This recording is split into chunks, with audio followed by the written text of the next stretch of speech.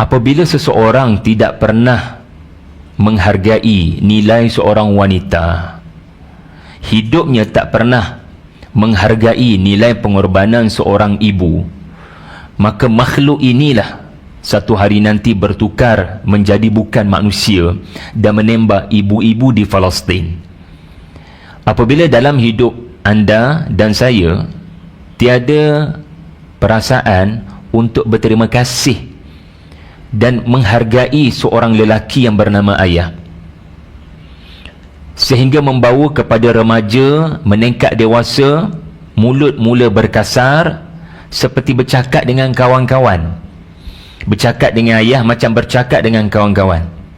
Kita dah tak nampak nilai seorang lelaki yang bernama ayah, maka jadilah seperti rejim Bani Israel pada hari ini yang menembak ayah-ayah untuk meyatim piatukan anak-anak mereka. Tiada peri kemanusiaan dan bukan manusia. Tiada peri kemanusiaan maknanya bukan manusia yang sedang mengganas dan melampau batas di tanah Palestin.